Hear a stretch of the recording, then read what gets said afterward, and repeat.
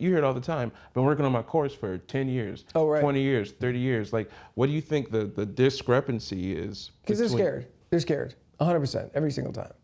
They're just afraid of actually putting it out there, because once you put it out into the market, then it might fail, right? People might not buy it. I coached a guy years and years ago, like when I just got my coaching education. He was this guy, Soren was his name. He wanted to write a novel. It was his big dream. And when we dove into it, the reason he didn't write it was that he was afraid that once he did, it wouldn't be very good. Right? So it's better for him to have an imaginary novel in his mind that he's like, yeah, I'm gonna write a fucking novel and it's gonna be amazing, than to have an actual novel and it was kind of shitty or it didn't sell, right? So it's better to be in that dreamland of like, oh, I'm gonna do this thing, it's gonna be amazing, than to actually go do it and you might fucking fall, and you might fall flat on your face. And I feel that too, man. Like, it's why it took me 6 months to do my first info product, which was literally just a 45-minute presentation of me talking about productivity, right? So it took me 6 months to do that because I was scared as fuck that someone was gonna watch it and be like, who are you, stupid asshole? You don't know shit about anything. Like, you know, what do you know about this? Like going back, actually, which is funny, because it was about productivity for programmers, and I just made that on my own. Had I been smart, because I had access, I had a friend who had a mailing list of like thousands of programmers that we had surveyed to find out, what do you most want to learn about in kind of coachy topics, and there was like time and productivity was like number one. So we picked that topic. Had I been smart back then, I would have said, can we send another survey where we ask everyone for their top productivity tips, right?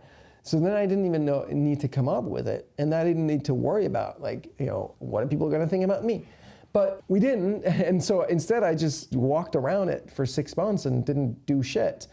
Until finally one day I was like, fuck, it's been 6 months? What the fuck am I doing? Let's get to it. And I've basically been through this just now myself, because I'm launching my high-end mastermind, which is a 45K a year mastermind group focusing on inner growth, inner work for entrepreneurs. And I've gotten verbal commitments from a handful of people, and I haven't fucking followed up and closed the deals on these people. Like, what the fuck? What am I doing, right? And it's just like, I was just scared. I'm just scared that, like, oh shit, what if they buy and we're not ready, and then it's gonna look janky, and maybe they don't like me or get upset, or, because it's a new thing for me. And so I was like, all right, this is stupid. I just need to like make this happen. What's the simplest thing I could possibly do?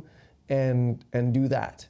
And just, yeah, close some deals, make some sales. So that's what I'm doing now. And really also in terms of fulfillment, just keeping it fucking simple. In programming, we have a phrase called, what's the simplest thing that could possibly work? Because programmers have this thing too, where there'll be a feature request and then they'll completely over-engineer it, because they're like, well, maybe someday they'll want to do this, and maybe someday this and that, and then they create this like complicated thing, instead of doing the simplest thing that could possibly work. And then if somebody wants to add some, you know, nuance to it later, we'll do that later. But right now, let's just do the simplest thing that could possibly work. And that's usually the right approach.